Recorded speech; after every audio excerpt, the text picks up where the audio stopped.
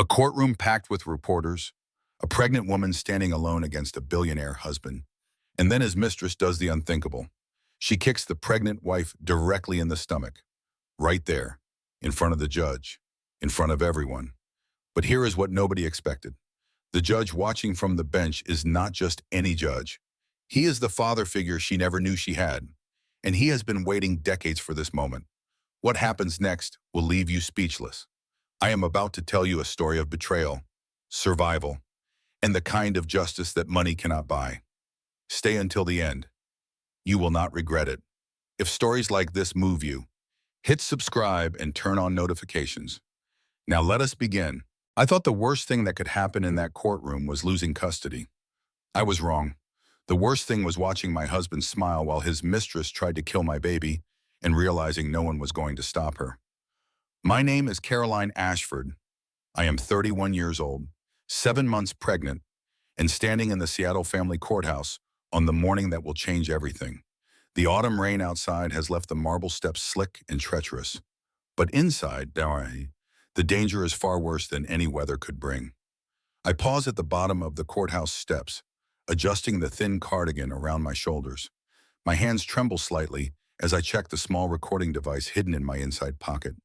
8 years as an investigative journalist taught me one essential truth: always have evidence, always have backup. Marcus never knew he married a woman who documented everything. That was his first mistake. The morning air feels heavy with moisture and dread. Reporters crowd near the entrance, adjusting microphones and cameras. They are here because Marcus Whitfield is news. A tech billionaire divorcing his pregnant wife makes headlines. The truth behind that divorce would make history, but no one knows that truth yet. I take a slow breath and place a protective hand over my stomach. My daughter kicks against my palm, a reminder of why I am here. She needs me strong. She needs me alive. I begin climbing the steps. Camera shutters explode with noise as I pass. A reporter shouts my name, asking how I feel about the proceedings. Another asks whether the rumors of emotional instability are true. I keep my gaze down and walk as steadily as my swollen ankles allow. I remind myself that every step brings me closer to freedom. The courtroom is cold and formal, with high ceilings that make even whispers echo like accusations. Dark wood paneling lines the walls. The state seal hangs above the judge's bench, promising justice that I desperately need to believe in. I sit at the petitioner's table with my attorney, a young woman named Sarah Bennett, who took my case pro bono after hearing my story. My hands rest on my pregnant belly, feeling my daughter move beneath my palms. She kicks against my ribs as if sensing the tension flooding through my bloodstream. Sarah squeezes my arm reassuringly. She has prepared for weeks, gathering what evidence we could find. But we both know that fighting Marcus Whitfield is like fighting a tidal wave with an umbrella. His money buys silence. His influence purchases loyalty. His charm convinces the world he is a saint. The doors open and Marcus Whitfield enters. My husband, the father of my child, the man who charmed me, isolated me, and systematically dismantled every piece of my independence over 3 years of marriage. He wears a tailored navy suit that costs more than most people earn in a month. His silver cufflinks catch the fluorescent light. His smile is warm and practiced, the same smile that graces magazine covers and charity galas. He moves through the courtroom like he owns it, because in many ways, he does. His donations fund half the legal programs in this city. His name adorns buildings and scholarships and hospital wings. Behind him walks a Vivienne Cross, his mistress, dressed in cream-colored silk that makes her look almost bridal. Her dark hair cascades over her shoulders in perfect waves. Her makeup is flawless, her posture confident. She looks at me with contempt, barely concealed beneath a polite smile. They are laughing together, softly, intimately, as if this courtroom were their private joke, as if my presence is nothing more than a minor inconvenience in their perfect life. I force myself to breathe slowly, in and out. My baby needs calm, even if my heart is racing so fast I can feel it in my throat. The judge enters, and everyone rises. His name is Raymond Hollister. He has silver hair combed back neatly and a composed expression that speaks of decades on the bench. His black robe seems to absorb the light around him. Something about his eyes seems familiar, but I cannot place why. When his gaze lands on me, Something flickers across his face, a ghost of recognition, a shadow of something I do not understand. He clears his throat and calls the proceedings to order. Sarah begins presenting my case. Her voice is clear and professional as she speaks about the financial control Marcus exerted throughout our marriage. She describes how he limited my access to our accounts, requiring his approval for every purchase. She explains the isolation from friends and family, the way he convinced me that no one else could be trusted. She mentions the prenatal appointments he forbade me from attending alone, insisting that his own doctors handle my care. She references the therapist he forced me to see, a woman named Dr. Rachel Montgomery, who turned out to be on his payroll, documenting every session to use against me later. Then she mentions something that makes Marcus sit straighter in his chair, the death of his second wife, Genevieve, 5 years ago, ruled a suicide. I found documents suggesting otherwise. The words hang in the courtroom like smoke after a fire. Marcus's attorney objects immediately, his voice sharp with indignation. He claims the allegation is inflammatory and irrelevant. Judge Hollister allows Sarah to continue but watches Marcus with new attention. His pen hovers over his notepad without writing anything. When my turn comes to speak, I stand slowly, one hand supporting my belly. My voice shakes at first, thin and uncertain. But as I find my rhythm, strength returns to my words. I describe the nights when Marcus would disappear and return smelling of perfume, dismissing my questions as paranoid. I describe finding the burner phone hidden in his study, filled with messages to Vivian dating back years, including during his marriage to Genevieve. I described the moment I realized I was not his first victim, that the pattern of his behavior stretched back further than I ever imagined. From the gallery, Vivian makes a sound of disgust, a theatrical scoff designed to undermine my testimony. Judge Hollister warns her to remain silent, his voice carrying a sharp edge. I keep speaking. The words pour out of me like water breaking through a dam. I describe how Marcus threatened to have me committed if I tried to leave, how he told me no one would believe a pregnant woman with a history of anxiety, how he whispered in the darkness of our bedroom that my baby would be better off without a mother like me. The courtroom grows heavy with silence. Even the court reporter pauses before continuing, her fingers frozen above her machine. I can feel the weight of every eye on me, measuring my words, weighing my truth. Then Vivian explodes. She rises from her seat with fury radiating from every movement. Her cream dress swirls around her legs as she steps forward. She screams that I am lying, that I am pathetic, that I trapped Marcus with a pregnancy he never wanted. Her voice echoes off the high ceilings, bouncing back at us like weapons. Judge Hollister slams his gavel. The sharp crack reverberates through the room. He orders her to sit down, his voice thundering with authority. But Vivian does not sit. Her eyes are wild, her composure completely shattered. She moves forward with terrifying speed, pushing past the wooden barrier that separates the gallery from the proceedings. Before anyone can react, her leg swings upward and connects with my pregnant belly. The impact is unlike anything I have ever felt. Pain detonates through my abdomen like a bomb exploding inside me. I fall backward, crashing against the table before sliding to the floor. The wood is cold and hard beneath my back. Warm fluid spreads beneath me, soaking through my dress. My vision blurs with tears and terror, but I have enough presence of mind to press the button on my recording device before my hands fly to my stomach. Someone is screaming. I realize it is me. It is me. Security guards rush forward and their heavy footsteps thundering across the floor. Vivian is wrestling against them, still shouting obscenities that blur together in the chaos. Her perfect hair is disheveled now, her cream dress stained with something dark. Marcus sits motionless in his chair. Through my fading vision, I see something that will haunt me forever. He is smiling, not a surprised smile or a horrified smile, a satisfied one, like a chess player watching his strategy unfold exactly as planned. He leans toward Vivian and whispers something that makes her stop struggling. She looks at me on the floor, bleeding and broken, and she smiles too. Judge Hollister's voice cuts through the chaos. He is calling for an ambulance, for security, for order. His composure has cracked. His face is pale beneath his silver hair, but his eyes are fixed on my face with an expression I cannot read. Something like recognition, something like grief, something like the ghost of a memory rising from decades past. The last thing I see before the paramedics lift me onto a stretcher is his face, stricken and desperate, as if he has seen someone he lost long ago. Then darkness swallows me whole. I wake to the sound of my daughter's heartbeat. The monitor beside my bed beeps steadily, each pulse a small miracle in the cold hospital room. I am in the intensive care unit at Swedish Medical Center. Fluorescent lights buzz overhead, casting everything in harsh white tones. Tubes connect me to machines I cannot name, pumping fluids and medications through my veins. My abdomen is wrapped in bandages, and every breath brings a dull ache that spreads through my entire body. For a long moment, I simply lie still and listen. The beeping continues, steady and strong. My daughter is alive. That single fact anchors me to consciousness when everything else feels like drowning. A nurse enters, a woman in her 50s with kind eyes and silver-streaked hair pulled back in a practical bun. Her scrubs are a faded blue, worn soft from countless washings. Her name tag reads Della Morgan. She moves with the quiet efficiency of someone who has spent decades caring for the broken and the desperate. She tells me I have been unconscious for 18 hours.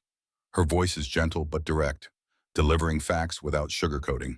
The kick caused partial placental abruption. The placenta partially separated from my uterine wall. My baby survived, but barely. I am on strict bed rest for the remainder of my pregnancy. Any stress, any sudden movement, any spike in blood pressure could end everything. I absorb the information slowly, feeling each word settle into my bones like stones dropped into still water. My hands move instinctively to my belly, pressing against the bandages until I feel a flutter of movement beneath. I ask about Vivian. My voice sounds strange to my own ears, hoarse and scratchy. Della's expression hardens. The kindness remains, but something fiercer surfaces beneath it. She says the woman was arrested but released on bail within hours. Marcus paid, of course, $100,000 in sale, delivered before the ink was dry on the booking paperwork. The charges are pending, but his lawyers are already spinning the story. They claim I provoked the attack. They claim I lunged first. They claim Vivian acted in self-defense against a mentally unstable pregnant woman. I close my eyes and feel despair wash over me like cold water. The truth does not matter when lies are louder. Evidence does not matter when money speaks first. Then I remember the recording device. My eyes snap open. I ask Della to bring my belongings. She hesitates, studying my face with an expression I cannot read. Then she retrieves a plastic bag from the closet, placing it carefully on the bedside table. Inside are my clothes, still stained with blood, my purse, its contents scattered, and the small digital recorder, still tucked into my cardigan pocket where I hid it before entering the courtroom. I reach for it with trembling fingers. The device feels impossibly light in my palm, yet it holds the weight of everything. I press play. The audio is clear, crystal clear, every word from the courtroom captured in perfect clarity. Sarah's opening statements, my testimony, Vivian's screamed accusations, the sounds of her rushing forward, the impact, my scream, the chaos afterward. For the first time since waking, I feel something other than fear. I feel hope, but hope in my world has a short lifespan. That evening, Marcus visits. He brings flowers, white lilies that remind me of funerals. Their heavy fragrance fills the room, cloying and oppressive. He pulls a chair close to my bed and sits with concern etched across his handsome face. His suit is perfectly pressed. His hair is perfectly styled. Every detail of his appearance speaks of a man worried sick about his pregnant wife. The performance is flawless. Anyone watching through the window would see a devoted husband keeping vigil. They would see tender touches and soft words. They would not hear what I hear when he leans close enough for his breath to warm my ear. His voice drops to a whisper only I can hear. He tells me his lawyers found my recording device. He tells me illegally obtained evidence is inadmissible in court. He tells me that my little journalism tricks will not work against him. He tells me that if I speak to anyone about what really happened, if I continue pursuing this divorce, if I dare to fight him, he will have me committed to a psychiatric facility before our daughter is born. He will gain emergency custody based on my documented mental health history. I will never hold my child. I will never see her face. I will spend the rest of my life in a padded room, drugged into silence, while he raises our daughter to believe her mother was insane. He kisses my forehead before leaving. His lips are cold and dry. The scent of his cologne mingles with the funeral lilies until I want to vomit. When he is gone, I stare at the ceiling and feel something crack inside me. Not hope, something harder. Something that has been building for years under the weight of his control, compressed by his manipulation until it became diamond. Rage. Pure, clean, clarifying rage. I call Della back into the room. My voice is stronger now, sharper. I tell her I need to find information about a woman named Genevieve Whitfield. Everyone says she died 5 years ago. I tell her I do not believe that is true. Della hesitates at the doorway. Her eyes search my face, looking for something. Whatever she finds makes her step inside and close the door behind her. She speaks quietly, as if afraid the walls might listen. She remembers Genevieve. She was admitted to this same hospital 3 times during her marriage to Marcus. The first time was for broken ribs, explained as a fall down the stairs. The second was a concussion from walking into a door. The third was a fractured wrist from tripping in the garden. Each time, Marcus hovered nearby, answering questions before Genevieve could speak, explaining injuries before doctors could examine them. Della documented the injuries against hospital policy. She photographed the bruises when no one was watching. She kept the files hidden in a safety deposit box for 5 years, waiting for someone brave enough to use them. She asked if I am that person. I place my hand on my belly where my daughter is still fighting to survive. The monitor beeps steadily beside me. Each pulse a promise. I tell Della yes, I am that person. I have to be. Before she leaves, Della gives me one more piece of information. She says there is a detective named Theodore Grant who investigated Genevieve's death. He was removed from the case and fired shortly after. But he never stopped believing something was wrong. He never stopped digging in the shadows. I asked Della to find him. She nods once, her expression set with determination, and disappears into the corridor. I lie in the darkness, listening to my daughter's heartbeat, and begin planning my war. The next morning, Della brings me a laptop. The device is old but functional, its screen slightly scratched from years of use. I spend hours researching Marcus's past with the obsessive focus that defined my journalism career before he systematically dismantled it. The pattern emerges clearly once I know what to look for, like scattered puzzle pieces finally revealing a picture. The truth assembles itself before my eyes. Marcus married his first wife, a woman named Abigail Crawford, when he was 25. She was the daughter of a prominent Seattle family, well-connected and wealthy in her own right. They divorced 3 years later. The settlement was sealed. But I find a small article from a local newspaper mentioning that Abigail relocated to Europe immediately after and never returned to the United States. Her social media presence vanished completely. Her family stopped speaking about her in public. His second wife, Genevieve, married Marcus at 18 months after his divorce was finalized. She was younger, less connected, easier to isolate. She died 4 years later. The official report says she jumped from the balcony of their penthouse on a Tuesday evening.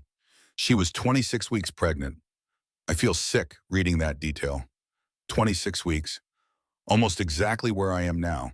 The coincidence is too precise to be coincidence. Theodore Grant arrives at my hospital room that evening. He enters quietly, checking over his shoulder before closing the door.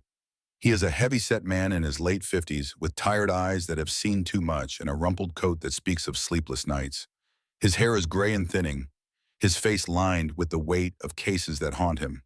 He tells me he spent 8 months investigating Genevieve's death before being removed from the case.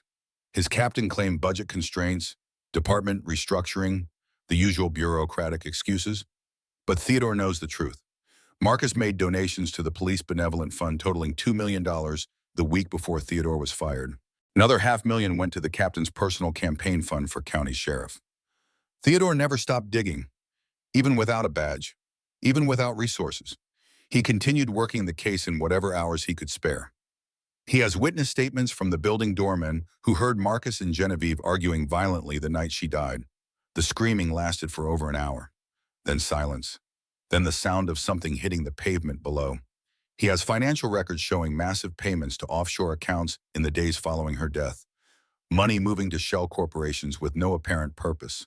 Payments to witnesses who later changed their stories. donations to the medical examiner's favorite charity.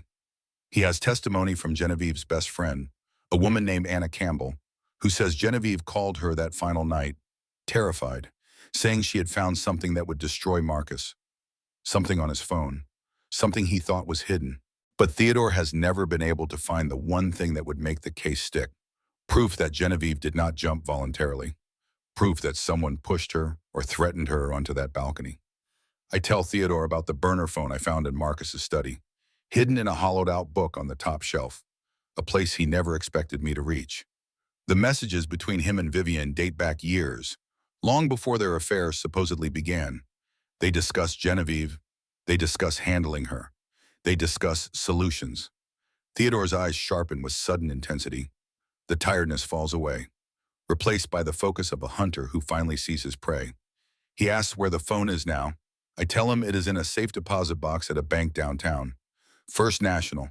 Under my maiden name, I made copies of everything before I filed for divorce. The originals are my insurance policy. The copies are my weapon. For the first time in our conversation, Theodore smiles. It transforms his weary face, making him look years younger. He says we might actually have a case. He says he knows a federal prosecutor who has been waiting for evidence strong enough to move against Marcus. He says we can finally make this right. That night, I allow myself to feel hope. Theodore will contact the FBI. The evidence from the burner phone combined with his investigation could finally bring Marcus down. I might actually win this fight. I might actually survive. I fall asleep watching my daughter's heartbeat pulse across the monitor, a green line of hope in the darkness. I wake to chaos. The television mounted on the wall is broadcasting breaking news. Red banners scroll across the bottom of the screen. The headline makes my blood run cold. Tech billionaire seeks emergency custody of unborn child. Wife deemed mentally unstable. The news anchor, a polished woman with perfect hair, explains that Marcus Whitfield has filed emergency papers claiming I am a danger to myself and my unborn baby.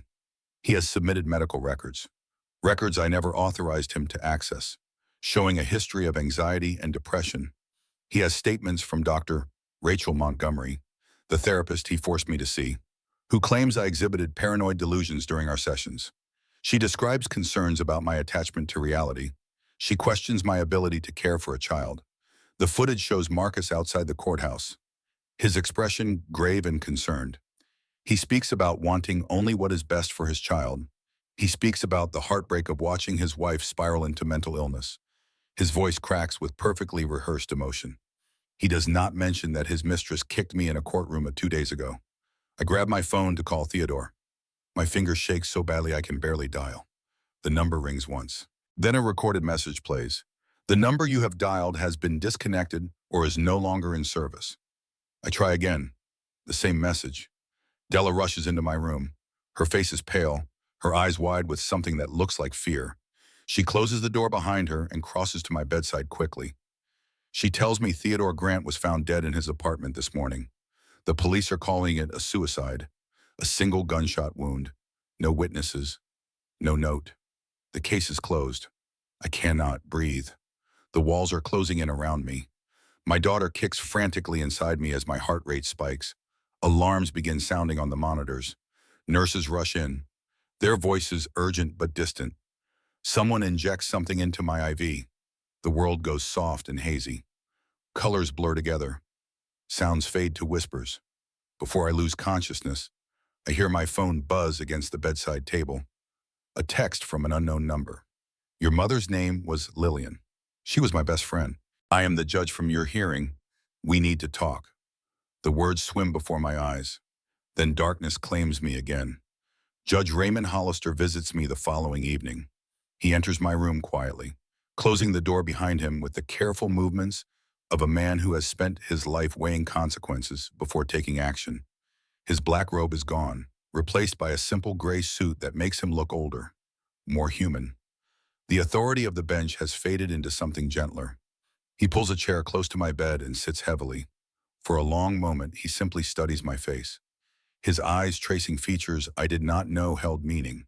Then he speaks, and his voice carries the weight of decades. He tells me I have my mother's eyes, the same shade of green, like spring leaves in morning light.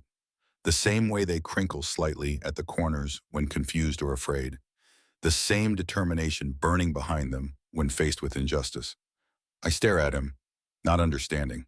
The words feel like a foreign language, familiar sounds that refuse to form meaning. He explains slowly, as if the words pain him to speak. My mother, Lillian Ashford, was his closest friend from law school.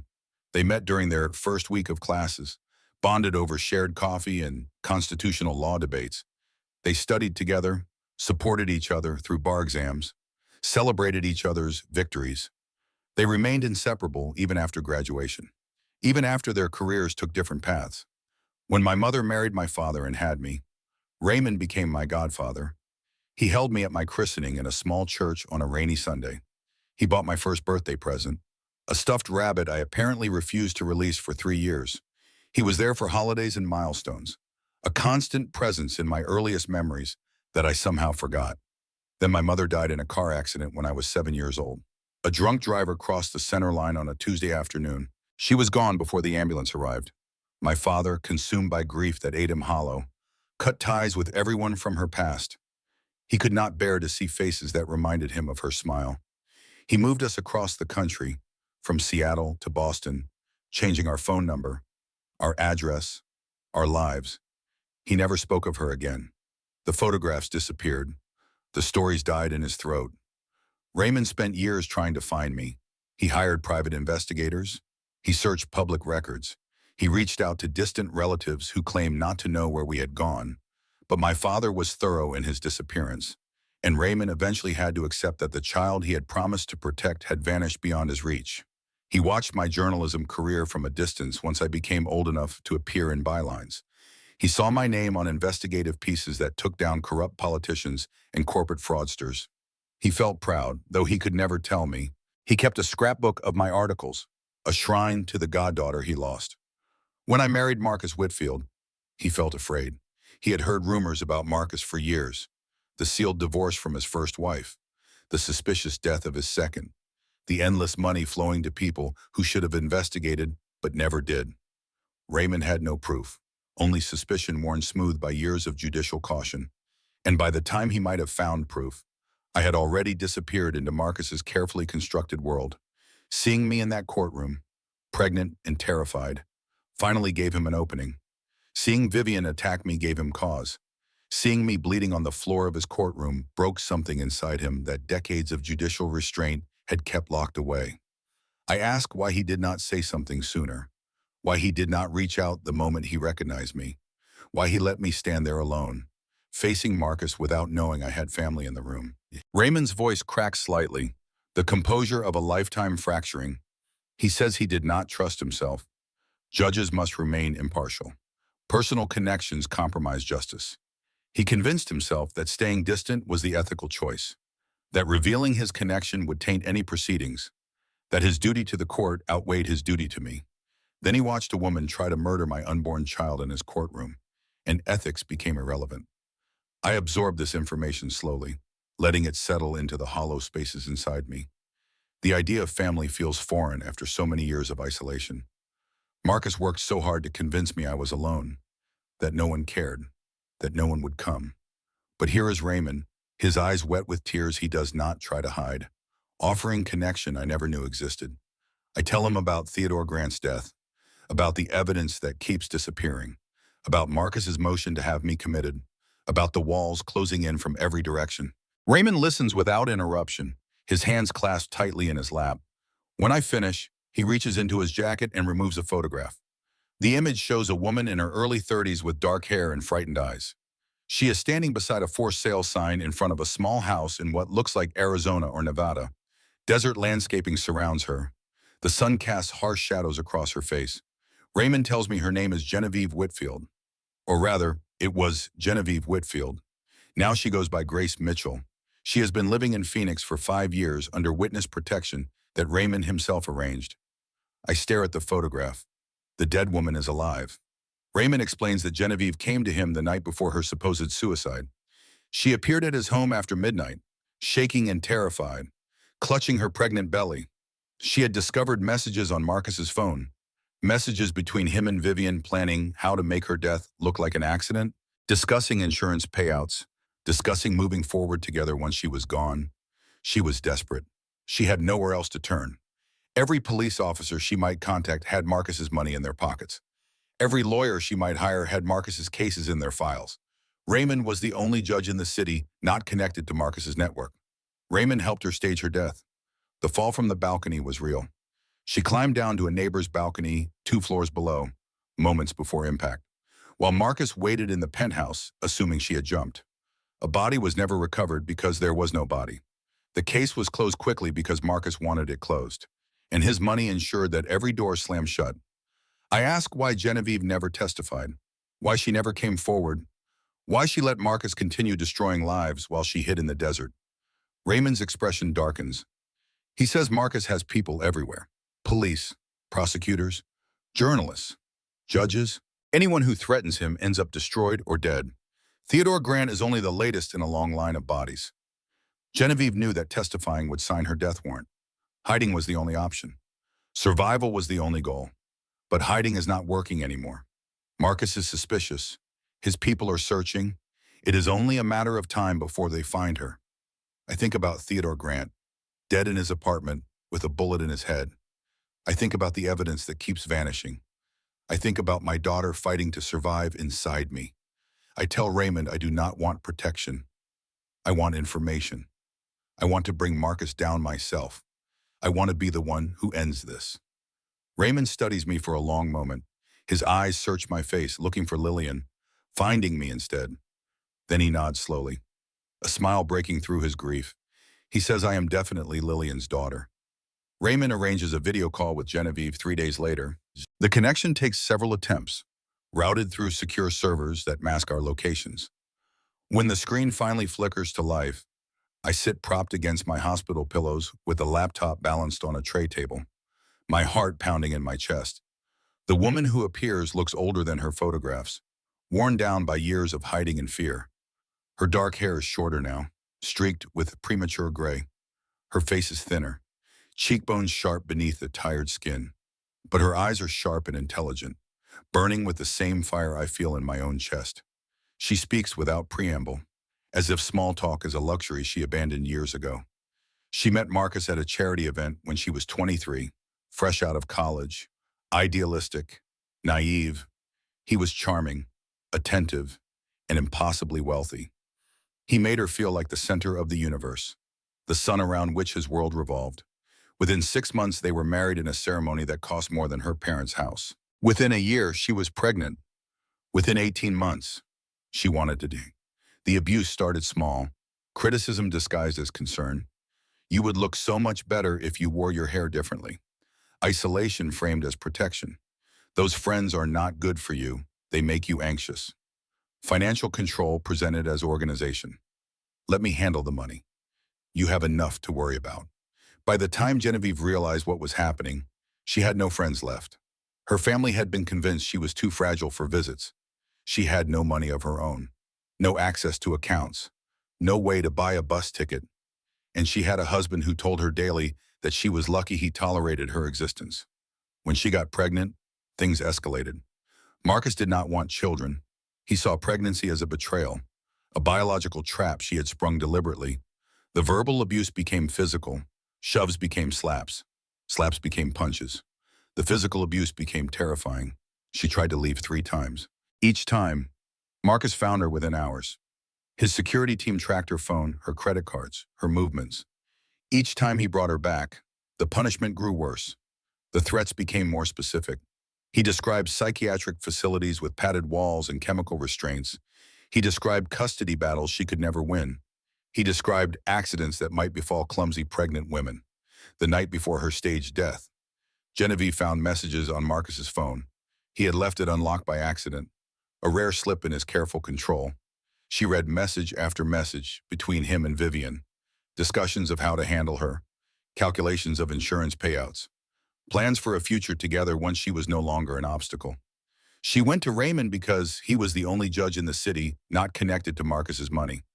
She appeared on his doorstep at midnight, shaking so badly she could barely speak. He believed her. He helped her escape. For 5 years, Genevieve has lived as Grace Mitchell in Phoenix, She works at a library, shelving books and helping patrons find information. She has a small apartment with a cat named Oliver who sleeps on her pillow. She has never stopped looking over her shoulder. She has never stopped expecting Marcus's people to find her. I ask if she kept any evidence from her marriage. Genevieve's expression shifts, fear and hope warring across her features.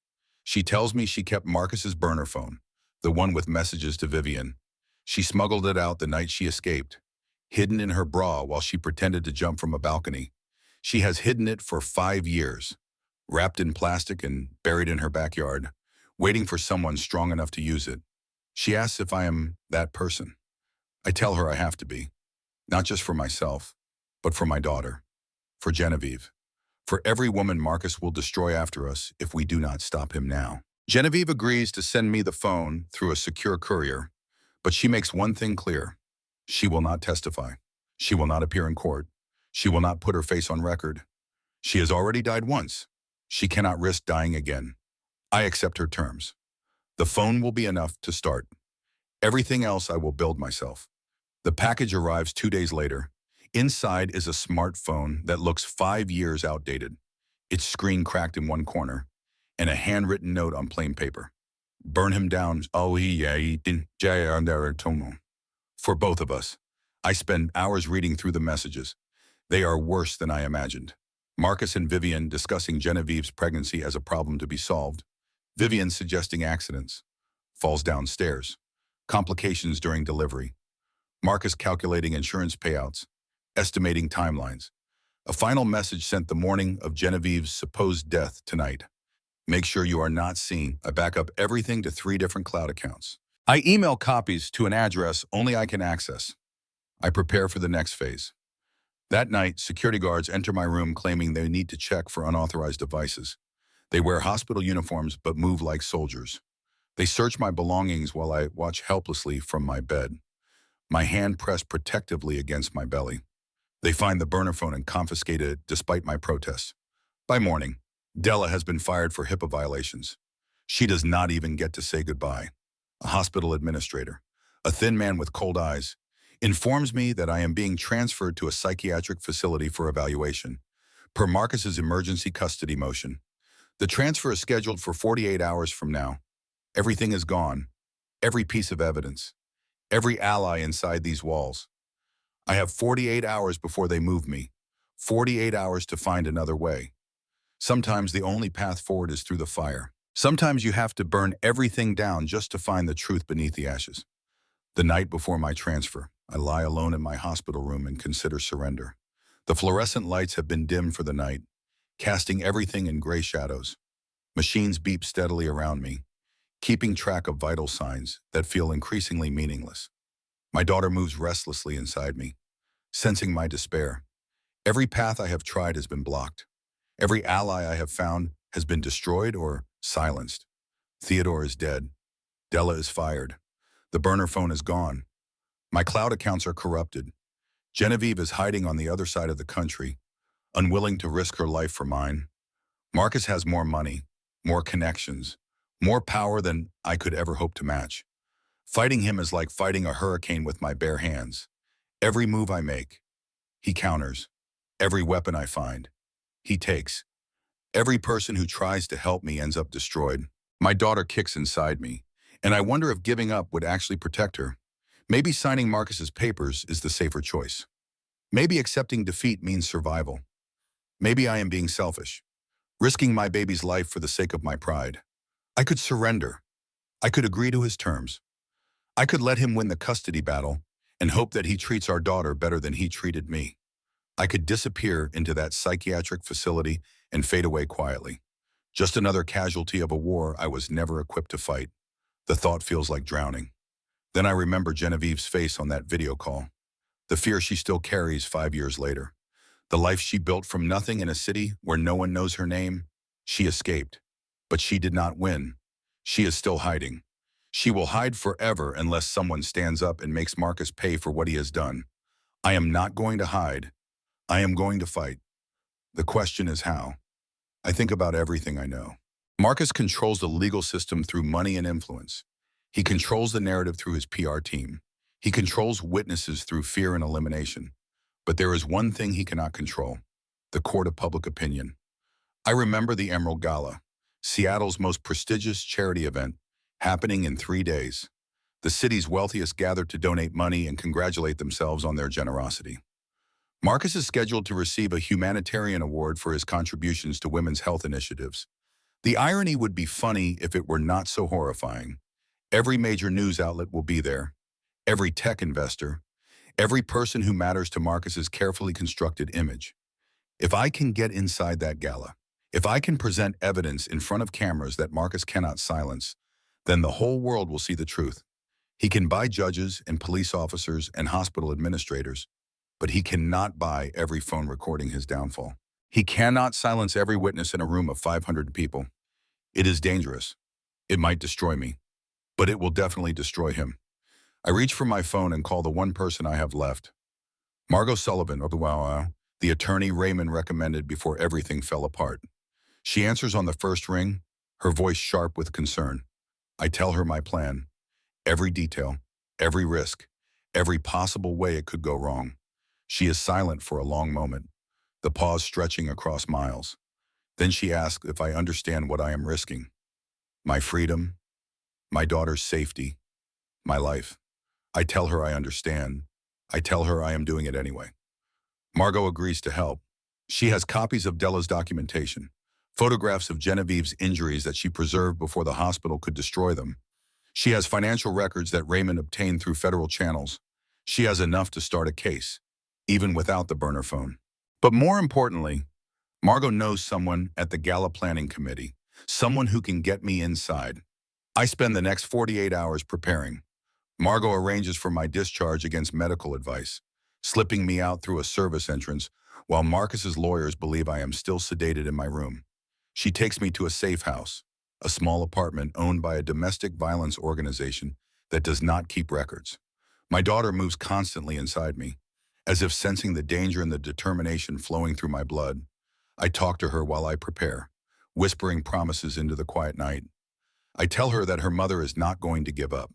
I tell her that the world she enters will be safer because of what I am about to do. I tell her I love her more than anything I have ever loved in my life. The morning of the gala, I receive news that nearly breaks me. Theodore Grant's files have been recovered. Not by me, but by someone else.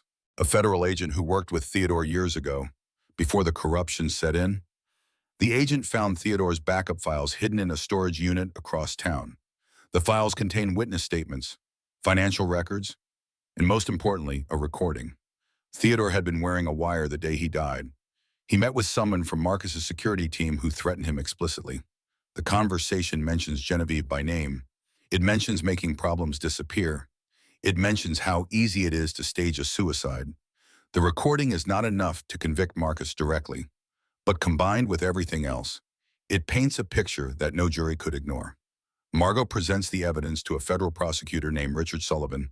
He agrees to send agents to the gala, prepared to make arrests if the evidence warrants. Everything is in place. Tonight will determine everything. The day of the gala begins with disaster. I wake in the safe house to the sound of my phone buzzing frantically. Margot's number appears again and again, each missed call more urgent than the last.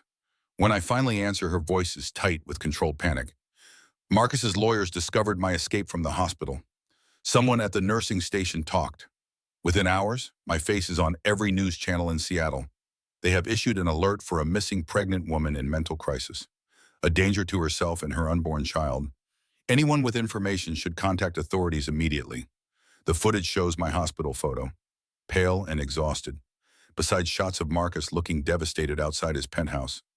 He speaks about his fear for my safety. His voice cracks at carefully rehearsed moments. He begs anyone watching to help find me before I hurt myself or the baby. I watch the broadcast from the safe house with my hands pressed against my belly. My daughter is quiet now, as if holding her breath alongside me. Margot tries to contain the damage. She contacts journalists she trusts, gives interviews explaining my side of the story. But Marcus's machine is too powerful. Every outlet she reaches has already been fed his narrative. Some refuse to listen. Others are afraid of losing access to Whitfield Technologies press events, One reporter tells her directly that running a story against Marcus would end her career. By noon, the second catastrophe arrives. Genevieve calls from Phoenix, her voice high and terrified. Someone found her. She came home from the library to find her front door unlocked. Nothing was taken.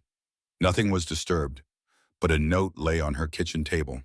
3 words written in red ink. Dead women stay dead. She is leaving immediately. No forwarding address, no contact number, no testimony, now or ever. The 5 years she spent building a life as Grace Mitchell are over. She is disappearing again, vanishing into a new name and a new city, running from the shadow of Marcus Whitfield that stretches across the entire country. I beg her to reconsider. I tell her we are so close, that the gala tonight could end everything. I tell her that her testimony combined with the evidence could put Marcus away forever. She tells me she cannot risk it. She has already died once. Her voice breaks as she hangs up before I can respond. I sit in silence for a long time after the call ends. The afternoon light fades around me, shadows lengthening across the floor. Then I force myself to keep moving. By evening, the third catastrophe strikes. The federal prosecutor Richard Sullivan contacts Margot with news that makes my blood run cold. Marcus's lawyers have filed an emergency injunction against any arrest or investigation pending judicial review of the evidence. A judge, one of Marcus's judges, has granted it. The federal agents cannot touch him tonight. They will be present at the gala, but only as observers. No arrests, no intervention, no backup. We have lost our safety net. If I walk into that gala, I am completely alone. Margot asks if I still want to proceed. I close my eyes and think about everything that led to this moment. Theodore Grant dying for the truth. Genevieve hiding for 5 years. My daughter fighting to survive inside me. All the women who came before me and all the women who will come after if Marcus is not stopped. I tell Margot yes, I am going in. An hour before the gala begins, there is a knock at the safe house door. A package with no return address. Inside is a folder of photographs, hospital records, financial documents, copies of everything Della preserved before they fired her. A note in her handwriting sits on top. I made copies before they took me off the floor. I have been waiting for someone brave enough to use them. Burn him down. I hold the folder against my chest and feel something ignite inside me. Not hope, something fiercer, purpose. The Emerald Gala fills the grand ballroom of the Four Seasons Hotel with 500 of Seattle's most powerful people. Crystal chandeliers cascade from vaulted ceilings, casting prismatic light across the room. Designer gowns swirl across marble floors. Tailored tuxedos gather in clusters, discussing portfolios and philanthropic tax benefits. Champagne flows freely from silver trays carried by silent staff. Laughter echoes off walls adorned with silk banners, celebrating the evening's honorees.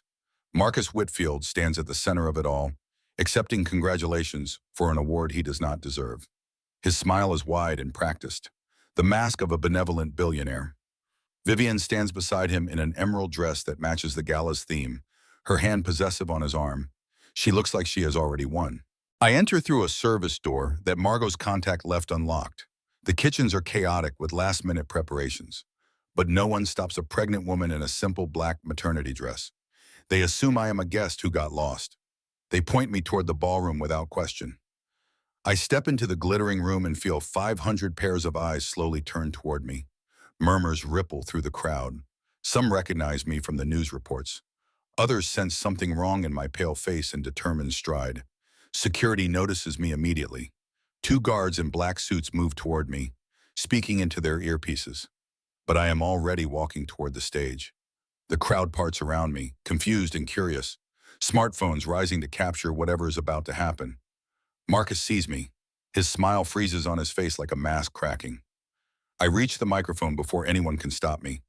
My voice echoes through the ballroom, clear and steady, despite the terror coursing through my veins. I say my name. I say that I am Marcus Whitfield's wife. I say that 3 weeks ago, his mistress kicked me in a courtroom while I was 7 months pregnant, and he smiled while it happened. The room goes silent. 500 people hold their breath. I continue speaking. I tell them about the patterns that no one has connected, about the first wife who fled to Europe and never returned, about the second wife who supposedly jumped from a balcony while pregnant, about the detective who investigated her death and ended up dead himself, the latest victim in a long line of silenced voices. I tell them about the evidence, the hospital records documenting years of abuse, the financial transfers to offshore accounts, the messages planning how to make problems disappear. I tell them about the women who came before me and the women who will come after if this man is not stopped tonight. Screens around the ballroom flicker to life. Someone, Margot or her technical team, has accessed the display system. Photographs appear in devastating sequence. Hospital images of Genevieve's injuries.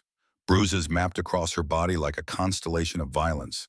Bank records showing millions in suspicious transfers. Text messages between Marcus and Vivian discussing solutions for problems that were actually people. The room erupts. Gasps of horror mixed with cries of disbelief. Phones appear in hundreds of hands, recording everything. Reporters who came for a puff piece suddenly realize they are witnessing something historic. Marcus rushes toward me, his face transformed from charming benefactor to something monstrous. Security tries to stop him, but he pushes through, knocking a waiter aside, champagne glasses shattering on the marble floor. He grabs my arm hard enough to bruise. He pulls me close and whispers words only I can hear. He says he will destroy me. He will take my daughter. He will make sure I never see the outside of an institution for the rest of my life. He says I have just made the biggest mistake of my pathetic existence. I look into his eyes and see the monster beneath the mask, the man who has hurt so many women, who has killed without consequence, who believes his money makes him untouchable. I lean closer and whisper back. I tell him Genevieve is alive. I tell him she kept his burner phone with every message he ever sent. I tell him that even if the physical evidence is gone, she can testify. I tell him that federal agents have been building a case for weeks, and this performance has just given them probable cause. His grip loosens. His face goes white. Federal agents step forward from positions around the room, abandoning their observer status. The injunction prevented arrest, but not response to an active threat. Marcus grabbing me, threatening me in front of witnesses, changed the calculation. They announce themselves calmly and professionally. They present warrants. They explain charges in language that echoes across the silent ballroom. Marcus Whitfield is arrested in front of 500 witnesses in countless cameras. Vivian Cross is arrested beside him, screaming protests that no one listens to. I stand on that stage watching justice finally arrive, and I feel my daughter kick hard against my ribs. We did it. I whisper to her. We survived. The federal trial of Marcus Whitfield lasts 3 weeks. It dominates the news cycle, pushing aside wars and elections and celebrity gossip. Every major network carries live coverage. Analysts debate evidence during commercial breaks. The hashtag Justice for Caroline trends globally. I attend every day, sitting in the gallery with my hand resting on my enormous belly, watching the truth finally come to light. The prosecution presents evidence methodically and devastatingly. Financial experts trace millions through offshore accounts, explaining shell corporations to jurors who take careful notes. Medical professionals testify about the injuries documented on multiple women, describing patterns of abuse that span decades. Former employees describe the culture of fear Marcus cultivated, the NDAs and the threats and the careers destroyed for asking wrong questions. The doorman from Marcus's building takes the stand. His name is Thomas Fletcher, an elderly man with trembling hands and a voice that carries across the courtroom. He describes the argument he heard the night Genevieve supposedly died, the screaming that echoed down the elevator shaft, the threats that made him cover his ears, the sound of something breaking, followed by terrible silence. Theodore Grant's recording plays for the jury. They hear Marcus's security team threatening a detective's life in calm, professional tones. They hear explicit references to making problems disappear. They hear the casual cruelty of men who believe they are untouchable. Then comes the moment I have been waiting for. Genevieve appears via secure video link. She testifies from an undisclosed location, her face partially obscured by shadows, her voice steady despite obvious fear. She came out of hiding after the gala, watching the footage of Marcus's arrest on loop until she found the courage to speak. She tells her story, the courtship that felt like a fairy tale, the marriage that became a prison, the isolation that made her question her own sanity, the abuse that escalated with her pregnancy, the night she found the messages and realized her husband was planning to kill her. She describes climbing down to a neighbor's balcony in the darkness, her pregnant belly scraping against concrete, her hands bleeding from the rough surface. She describes 5 years of hiding, of watching over her shoulder, of mourning the life she could have lived. The jury is visibly shaken. Several members are crying. One woman has to leave the room. Marcus's defense tries to discredit every witness. They call me mentally unstable.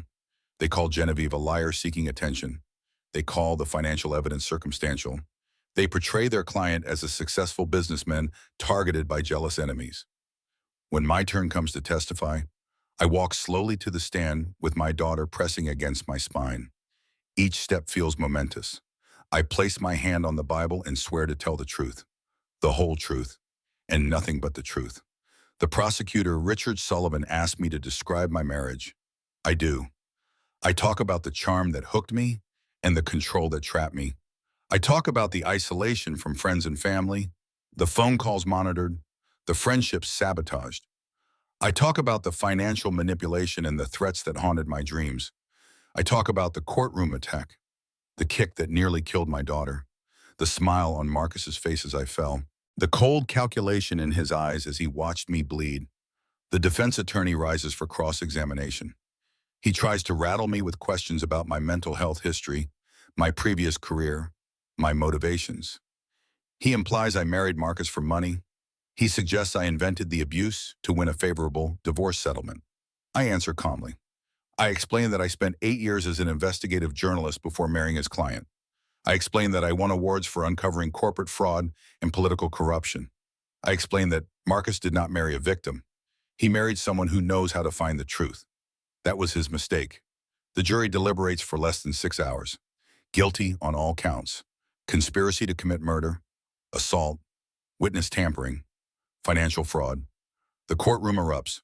Reporters rush for the doors. Marcus is led away in handcuffs, his face blank with shock. For the first time in his life, money cannot save him. Vivian receives her verdict separately. Guilty of assault and conspiracy, 12 years federal prison. As the judge reads the sentences, I feel a strange sensation, pressure building, warmth spreading. My water has broken. My daughter has decided to arrive. She is born 12 hours later in a delivery room filled with the people who helped save us. Margot waits in the hallway with flowers, checking her phone for news updates that confirm Marcus's transfer to federal prison.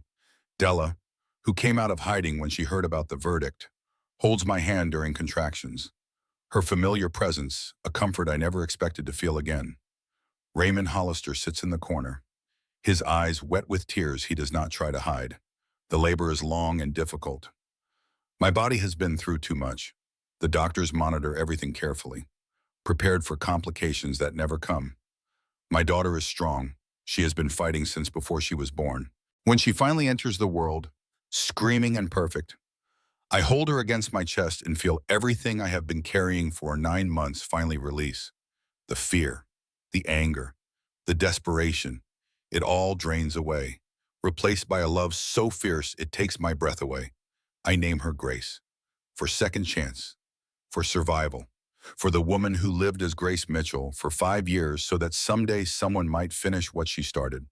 The months that follow are not easy. Justice does not erase trauma. Victory does not heal wounds. I wake from nightmares about courtrooms and hospitals. I flinch at loud noises, expecting violence around every corner. I struggle to trust anyone who shows kindness, waiting for the manipulation beneath. Grace was born 3 weeks early. The stress of those final months left marks on both of us. She requires extra monitoring, additional appointments, careful watching. She is strong, but she carries her own scars. Therapy helps. Slowly, painfully. I learned to untangle the knots Marcus tied in my mind. I learned to recognize my own thoughts again, separate from the voice that told me I was worthless for so long. Raymond becomes the family I did not know I needed. He moves into an apartment near mine. He brings dinner 3 times a week. He tells me stories about my mother that make me laugh and cry in equal measure. He holds Grace with the reverence of a man who never expected to have a granddaughter. Not by blood, but by choice. By promises made decades ago to a woman he loved like a sister. Genevieve comes out of hiding 6 months after the trial. She testifies publicly for the first time, adding her voice to the record. We meet in person at a coffee shop in Saddle. Two women connected by the man who tried to destroy them.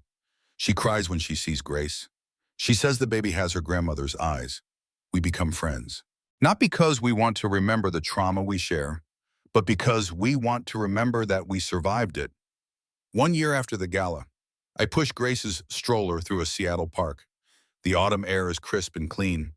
Leaves fall in shades of gold and red around us. Raymond walks beside me, his steps slower now, but steady. We do not talk much. We do not need to. I pause at a bench overlooking the water. Grace reaches up from her stroller, grabbing at leaves that drift past. Her laughter is the most beautiful sound I have ever heard. I think about justice. I used to believe it meant courts and verdicts, punishment and retribution. Now I understand it is simpler than that. Justice is my daughter sleeping peacefully because she will never know fear like I did. Justice is living without looking over my shoulder. Justice is building a life from the ashes of the one that was stolen from me. That is enough. That is everything. I look at Grace and she looks back at me with eyes that hold no shadows. She does not know the story that brought her here. Someday I will tell her. Someday she will understand that her mother fought impossible battles and won. But today she only knows that the sun is warm and the leaves are pretty and her mother loves her more than anything in the world. Some monsters wear perfect suits and accept humanitarian awards. Some victims are told they are crazy until they believe it. But sometimes, the one they call crazy is the only one brave enough to tell the truth. My name is Caroline Ashford. This is the story of how I survived. And this, my daughter laughing in the autumn sunlight. This is my happy ending. It is not perfect. It carries scars. But it is mine. Real strength is not about winning every battle. It is about standing up again after you have been knocked down, again and again, until the world has no choice but to see your truth.